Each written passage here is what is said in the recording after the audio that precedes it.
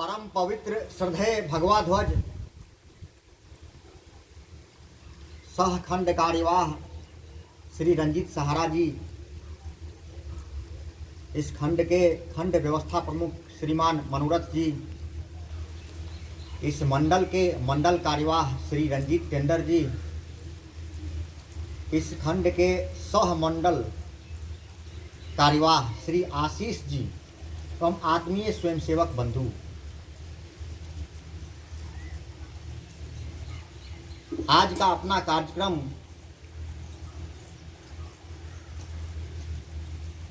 गुरु पूर्णिमा उत्सव का कार्यक्रम है। वैसे अपने हिंदू में एक श्रृंखला है उत्सवों का, वर्ष में बहुत सारे उत्सव आते हैं, लेकिन राष्ट्रीय स्वयंसेवक संघ ने उन सभी उत्सवों में से केवल 6 उत्सव को चुना। उस उत्सव को चुना जो राष्ट्रीय जीवन को प्रभावित करने वाली होती है। उत्सव यानी उत्साह। अपने हिंदू समाज में अपने महान पूर्वज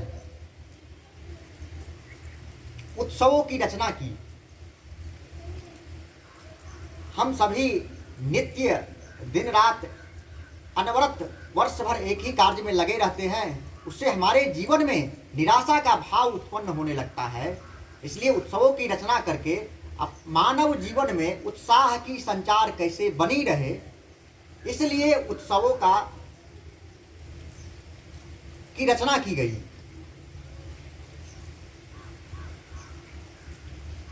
इन्हीं 6 उत्सव में एक उत्सव अपना गुरु पूर्णिमा उत्सव। कहा जाता है कि गुरु ब्रह्मा गुरुर्विष्णु गुरुर्देवो महेश्वरः गुरु साक्षात परब्रह्मा तस्मै श्री गुरुवे नमः। आप जब दुनिया के महान कार्य करने वाले जब व्यक्ति के जीवन को ध्यान से देखते हैं तो हमें पता चलता है कि उस व्यक्ति के जीवन में तत्व की प्रधानता रही है। वो तत्व के पीछे लगा रहा है, इसलिए वो मानव समाज को महान कार्य करके दिया है अपने जीवन में। जो व्यक्ति से जुड़ा है उसमें देखने को मिलता है कि उसकी गिरावट निश्चित है, एक न एक दिन उसकी गिरावट निश्चित है। इसी परिप्रेक्ष्य में राष्ट्रीय स्वयंसेवक संघ किसी व्यक्ति को गुरु नहीं माना, वो गुरु के स्थान पर तत्व के नाते परम पवित्र भगवा ध्वज को गुरु माना।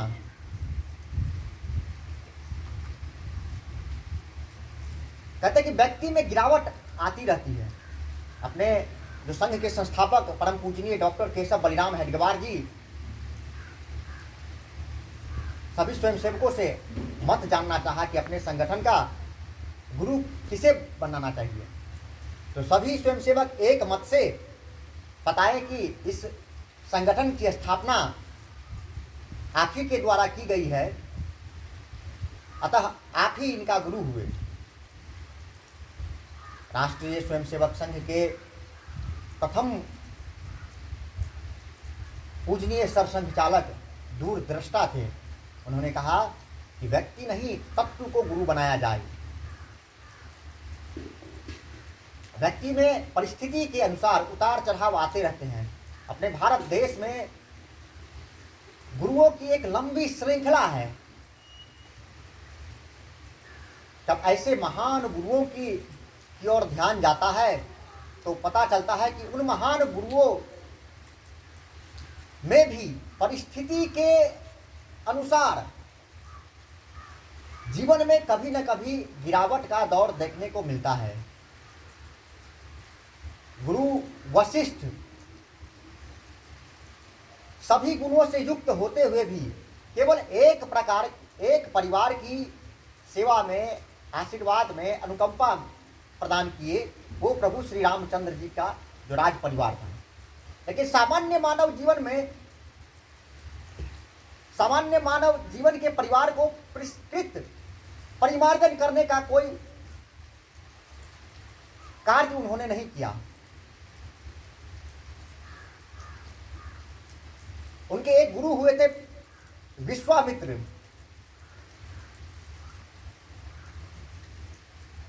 जिन्होंने भगवान प्रभु श्री राम को रामत्व और भगवत जो पद था वो प्राप्त करने का अगर किसी व्यक्ति को श्रेय जाता है तो वही विश्वामित्र महान गुरु के श्रेय के कारण, उनकी गूढ़, उनकी गढ़ाई के कारण सामान्य राजा राम से प्रभु श्री रामचंद्र बन जाते हैं।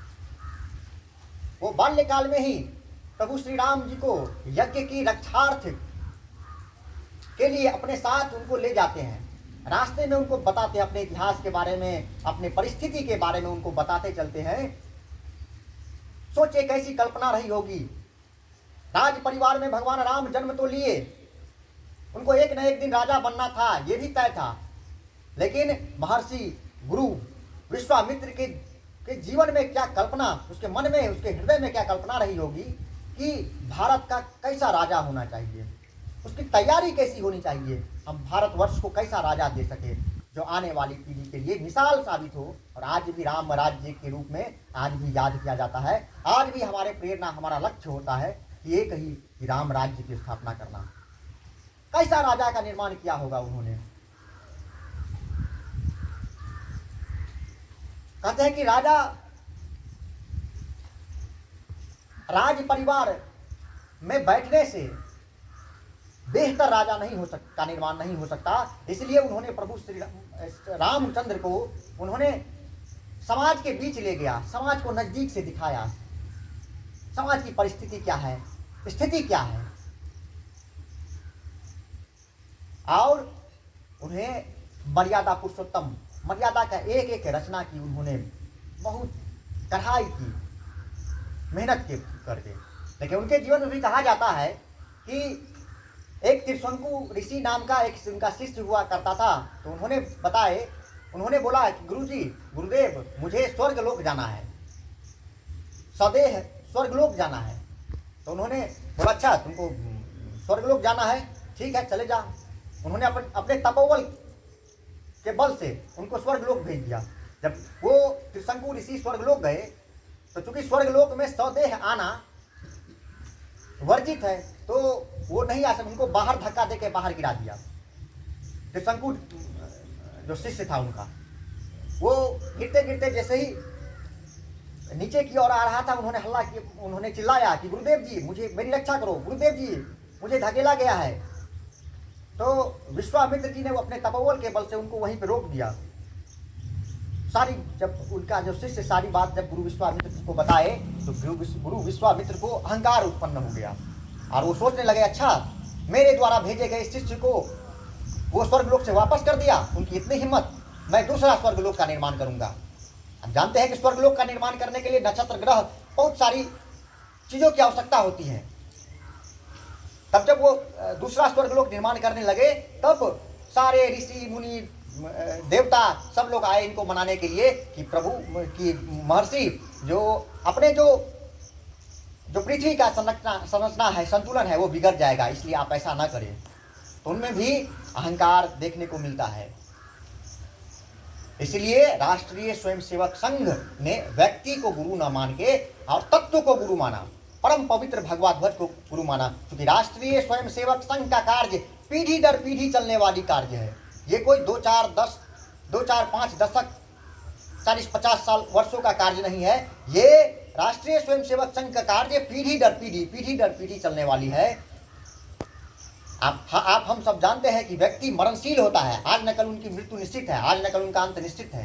लेकिन उसके बाद क्या होगा, जब दूसरे गुरु बनेंगे, उसके बाद के जो गुरु आएंगे उसमें आपस में लड़ाइयाँ होगी। जैसा अनेक संस्थानों में हमको देखने को मिलता है आए दिन समाचार पत्रों के माध्यम से कि गुरु पद के लिए झगड़ा हो जाता है। इसलिए राष्ट्रीय स्वयंसेवक संघ ने परम पवित्र भगवा ध्वज को ही गुरु के स्थान पर रखा। ये अपना परम पवित्र भगवा ध्वज ये केवल राष्ट्रीय स्वयंसेवक संघ का ध्वज है, ऐसा नहीं है। अपने हिंदू समाज के प्राचीन समय से आ रहा यह राष्ट्र ध्वज है। यह ध्वज प्राचीनतम से प्राचीन इतिहास से वर्तमान तक का साक्षी रहा है। ये अपना भगवा ध्वज, कहते कि इस देश के ऐसे कई राजा, ऐसे सभी राजाओं ने, वीर योद्धाओं, महापुरुषों, ऋषि मुनियों ने इन भगवा ध्वज की छत्र छाया में पराक्रम दिखाया है। चाहे वो श्री राम का काल हो, चाहे कृष्ण का काल हो, चाहे गुरु गोविंद सिंह जी का काल हो, चाहे वीर शिवाजी से लेके महाराणा प्रताप स्वामी विवेकानंद के काल का हो, सभी में इसी भगवा ध्वज, इसी परम पवित्र भगवा ध्वज की छत्र छाया में हम लोगों ने संघर्ष किया, उत्थान पाया और विश्व गुरु का पद पाया, सुशोभित किया। राष्ट्रीय स्वयंसेवक संघ के स्वयंसेवक पूरी श्रद्धा एवं पूरे विश्वास के साथ इसी परम पवित्र भगवा ध्वज की छत्र छाया में अपने जीवन का निर्माण करता है। राष्ट्रीय स्वयंसेवक संघ की शाखा में 1 घंटा इसी परम पवित्र भगवा ध्वज की छत्र छाया में इनसे प्रेरणा ग्रहण करते हैं। इसी भगवा ध्वज के प्रेरणा से साधारण सी शाखा में आने वाले व्यक्तियों में असाधारण गुणों से युक्त होते हैं, असाधारण एक से एक काम करते हैं, असाधारण काम करते हैं। हम सभी आज के वर्तमान परिस्थिति में कोरोना काल में देखे होंगे, राष्ट्रीय स्वयंसेवक संघ के स्वयंसेवक पूरे भारतवर्ष में ही नहीं, पूरे दुनिया में जहां जहां राष्ट्रीय स्वयंसेवक संघ की स्वयंसेवक है, वो सब जगह कोई भी व्यक्ति भूखा न सोए इसकी चिंता किए और अपनी जान की परवाह किए बगैर उस घर तक भोजन पहुंचाया, राशन पहुंचाया, दवा पहुंचाई, दूध पहुंचाया, रक्तदान किए।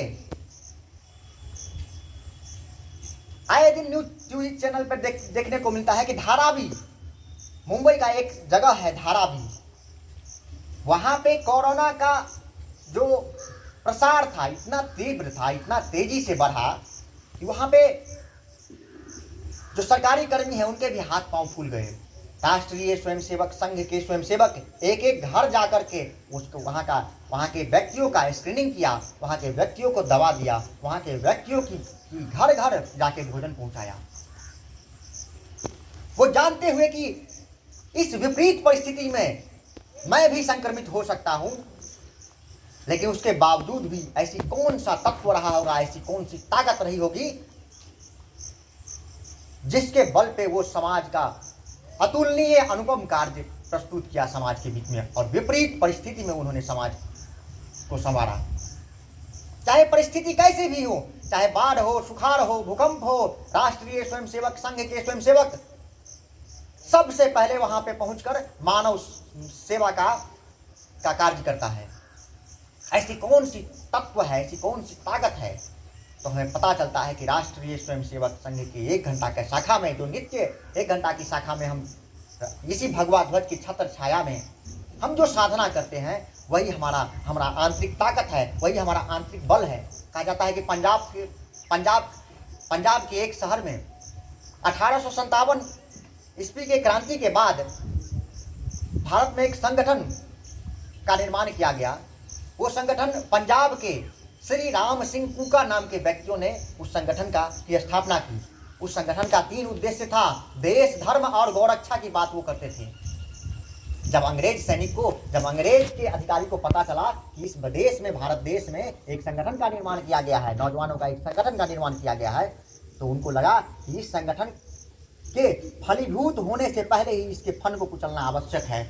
और उन्होंने कूका के जितने भी व्यक्ति थे, उस संगठन से जितने भी व्यक्ति जुड़े हुए थे, उन सब को एक एक कर एक मैदान में इकट्ठा किया। उस मैदान में तोप रखा गया और मुनेरा पिटवा कर, ढोल पिटवा कर गांव के दूर दूर गांव के व्यक्तियों को मंगाया गया कि गांव के वासी उसको देखें। और एक एक व्यक्ति को तोप के नोक पे बांध कर और उसको तोप से उड़ाया जाता था, चिथरा उड़ाता था।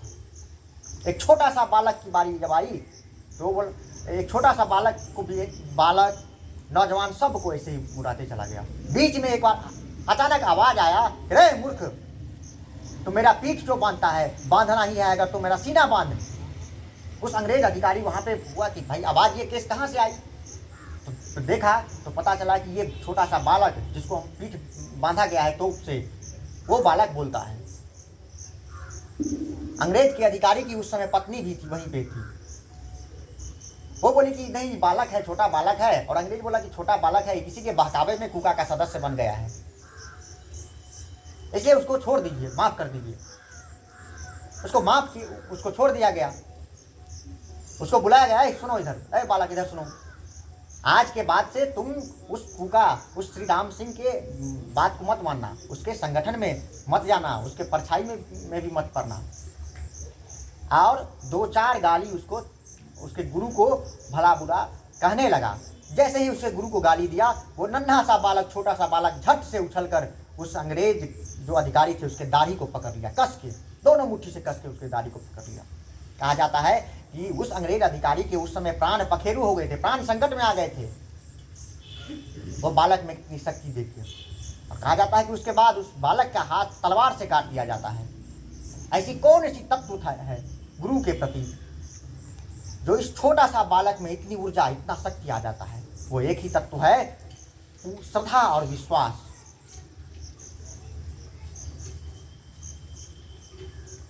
इसलिए राष्ट्रीय स्वयंसेवक संघ असाधारण से असाधारण कार्य करने में भी नहीं हिचकते। वेदों में इस ध्वज को अरुण केतवाह कहा गया है। अरुण सूर्योदय, अरुण यानी सूर्योदय के समय जो सूर्य की लालिमा रहती है उसको अरुण कहा जाता है। वो लालिमा किसका प्रतीक है? तो वो कर्मशील का प्रतीक है। और ये अपना भगवा ध्वज भी उसी रंग का है। ये भी कर्मशील मनुष्य के जीवन में, स्वयंसेवक के जीवन में कर्मशील होने की प्रेरणा देती है। यज्ञ में से जो लपटें उत्पन्न होती है, यज्ञ के हवन से जो अग्नि उत्पन्न होती है, उसका भी रंग इसी अपना परम पवित्र भगवा ध्वज के समान होता है। यज्ञ में विभिन्न प्रकार के संविधा, अलग अलग प्रकार की संविधा, अलग अलग सामग्री से बनी हुई संविधा को जब हवन कुंड में हविष्ट के रूप में डाला जाता है, जब डालते हैं तो उससे एक ही प्रकार की लपटी निकलती है। उसका रंग एक ही प्रकार का होता है, इसी प्रकार का होता है। सामग्री विभिन्न प्रकार की होती है। इसी प्रकार समाज में विभिन्न वृत्तियों को धारण करने वाला व्यक्ति जब इस राष्ट्र परम पवित्र भगवा ध्वज के संपर्क में आता है तो वो एक ही रंग में रंग जाता है और एक ही उसकी धुन होता है, जय जय भारत। एक ही धुन, अब जय जय भारत।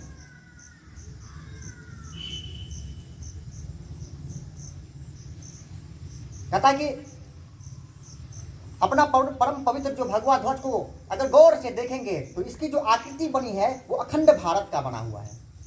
राष्ट्रीय स्वयंसेवक संघ के स्वयंसेवक नित्य अपने अखंड भारत के मानचित्र का दर्शन करता है और संकल्प करता है अपने दृष्टि के सामने नित्य 1 घंटा, जब वो शाखा में आता है तो दृष्टि के सामने में 1 घंटा अखंड भारत की मानचित्र को देखता है और संकल्प करता है कि एक न एक दिन भारत को पुनः अखंड होगा और भारत पुनः विश्व गुरु बनेगा। यह परम पवित्र भगवा ध्वज सन्यासियों के वस्त्र के रंग का है। सन्यासी मतलब संपूर्ण समर्पण, संपूर्ण त्याग, जिनके जीवन में संपूर्ण त्याग है, बलिदान है, सेवा है, समर्पण है। ये इसी अपना परम पवित्र भगवा ध्वज के परिणाम स्वरूप है। आज के दिन, गुरु पूर्णिमा के दिन, राष्ट्रीय स्वयंसेवक संघ के स्वयंसेवक इसी भगवा ध्वज का पूजन करते हैं। समाज में भी आज जो गुरु शिष्य परंपरा है उसमें शिष्य अपने गुरुओं की पूजा करते हैं और केवल पूजा ही नहीं करते, गुरु दक्षिणा भी देते हैं। भगवान ने जितना हमको दिया है, जितना सामर्थ्य दिया है, उसमें से कुछ निकाल कर देना, ये दान हुआ। और गुरु दान नहीं लेते,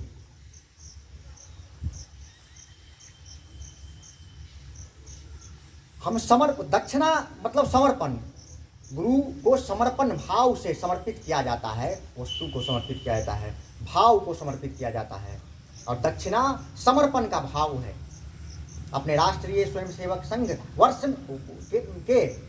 वर्ष में एक बार गुरु दक्षिणा का कार्यक्रम होता है, गुरु पूजन का कार्यक्रम होता है, ताकि हमारा स्वयंसेवक में समर्पण का भाव बना रहे, समर्पण की परिकाष्ठा बनी रही।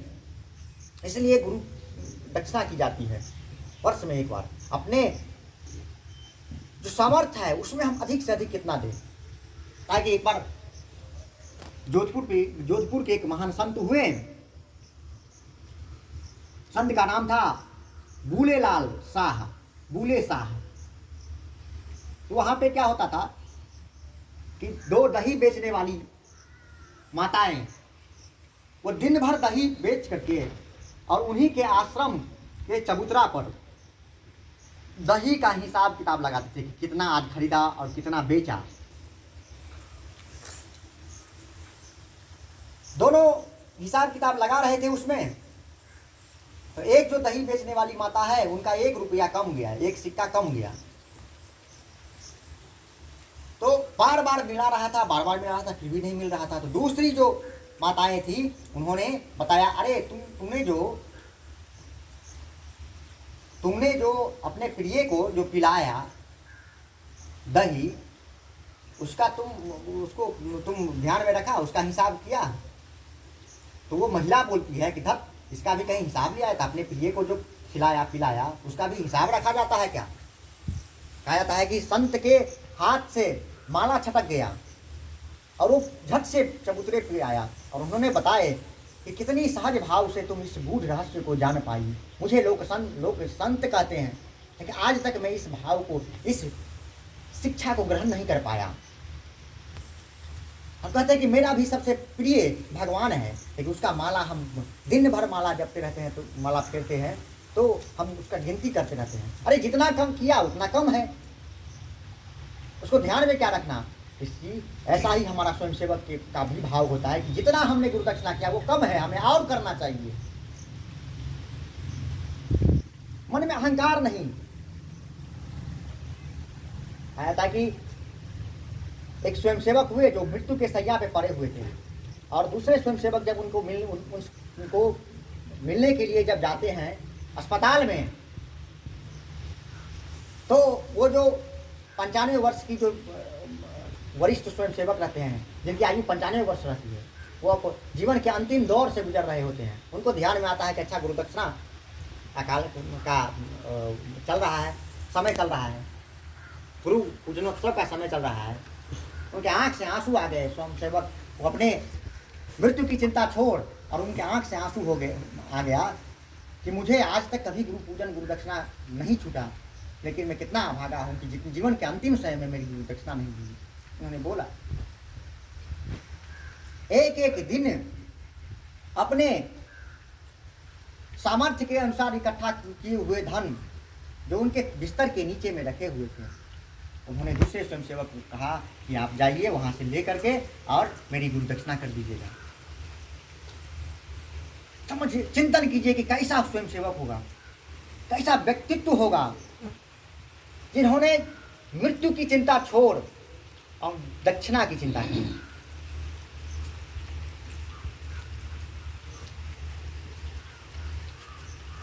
कहते कि ऐसा गुरु दक्षिणा, चूंकि राष्ट्रीय स्वयंसेवक संघ व्यक्ति निर्माण का कार्यक्रम है, तो इस गुरु दक्षिणा कार्यक्रम में भी कितने बारीकी से व्यक्ति निर्माण की प्रक्रिया की एक एक कसौटी को कितने बारीकी से उसका चिंतन करते हैं कि व्यक्ति का बेहतर निर्माण हो।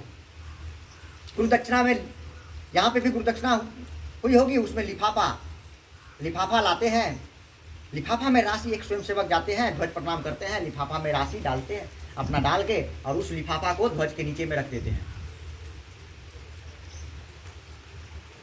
जो स्वयंसेवक गद्दी दिया वो भी रखते हैं, जो कम दिया, चाहे जिनकी संख्या कम रही, वो भी वहां पे जमा किए। जब ध्वज प्रणाम और गुरु दक्षिणा जो बंद लिफाफ नीचे में जमा कर रख के और जब वापस जाते हैं, जब एक स्वयंसेवक दूसरे स्वयंसेवक से दृष्टि जब मिलाती हैं तो हीनता का भाव नहीं उत्पन्न होता है। सोचिए, कल्पना कीजिए कि अगर इस लिफाफ के जगह केवल राशि यहाँ पे रख के जाते तो जो मोटा गड्डी दिया रहता था वो जब इस यहाँ पे गुरुदक्षिणा करके जब वापस जाते अपने स्थान पे बैठने जाते तो उनके मन में क्या भाव रहता, उनका दृष्टि दूसरे स्वयंसेवक से मिलाने की दृष्टि क्या होती उस समय। एक स्वयंसेवक जो फूटी कोरी जिसके जेब में नहीं है, जो अभाव में जीवन व्यतीत किया है, वो व्यक्ति जब यहाँ से यहाँ पे गुरुदक्षिणा के लिए आते तो जेबी को टटोलते, जेबी से कुछ नहीं निकलता, वापस पुनः जब अपने स्थान पे जाते तो उनकी कितनी ग्लानि महसूस होती, कितनी हीनता उसके जीवन में आती कि आकाश वर्ष में एक बार गुरुदक्षिणा होती है, मैं कितना अभागा हूँ कि मैं एक बार गुरुदक्षिणा नहीं कर पाया, गुरुदक्षिणा के लिए मेरे पास राशि नहीं है, मैं कितना अभाव में जी रहा हूँ। एक स्वयंसेवक जो मोटा गद्दी दिया है उसमें अहंकार की भावना आ जाती है, उसे लगता है कि संघ को मैं ही चला रहा हूँ।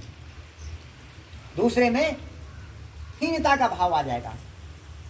लेकिन यहाँ भी राष्ट्रीय स्वयंसेवक संघ जो व्यक्ति निर्माण, व्यक्ति को महान व्यक्तित्व में परिवर्तित करती है, सामान्य सा व्यक्ति को असाधारण काम करवाती है, ऐसी एक एक छोटी छोटी चीज को ध्यान में रखते हुए व्यक्ति निर्माण का कार्यक्रम करती है। अतः राष्ट्रीय एक स्वयंसेवक थे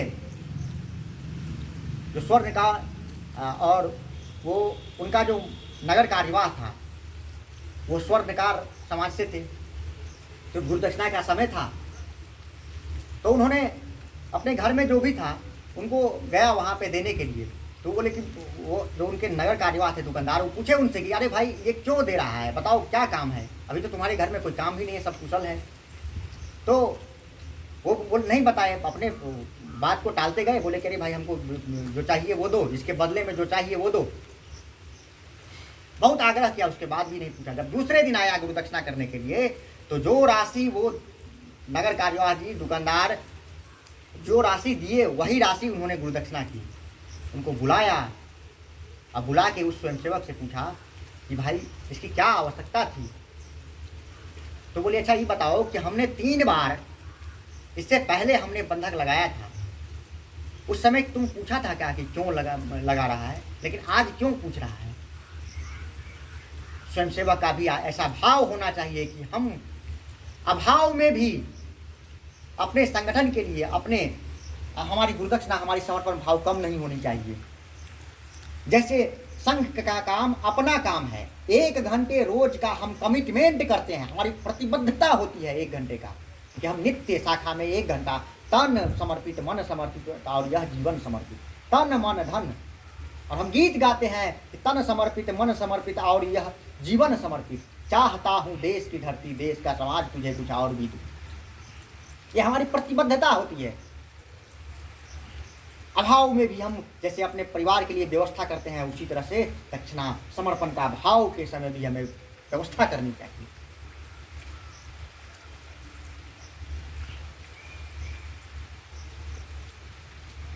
कहते हैं कि संगठन केवल राशि से भी नहीं चलती,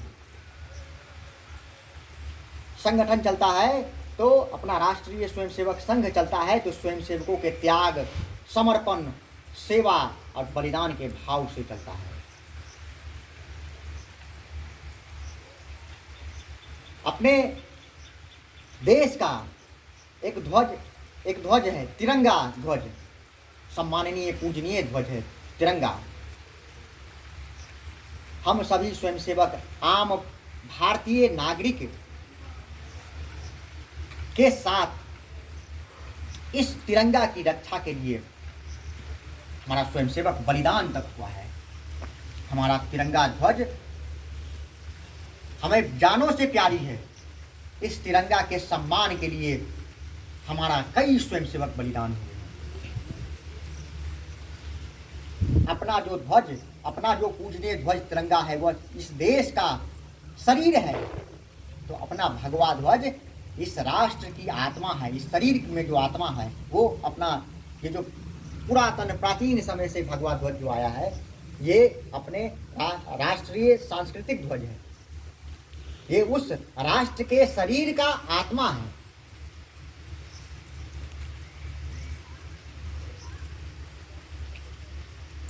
हम सभी स्वयंसेवक समाज के साथ कदम से कदम मिलाकर कैसे समर्पित भाव से आगे बढ़े, परिस्थितिवश उसकी सेवा करे, समर्पण भाव से उसकी सेवा करे, ऐसी शिक्षा हमें इस गुरु दक्षिणा कार्यक्रम में मिलती है। और दक्षिणा से हमारा स्वयंसेवक का समर्पण भाव जगता है। ऐसी वाणी, इतना ही वाणी आप सभी के बीच रखकर अपनी वाणी को विराम देता हूँ।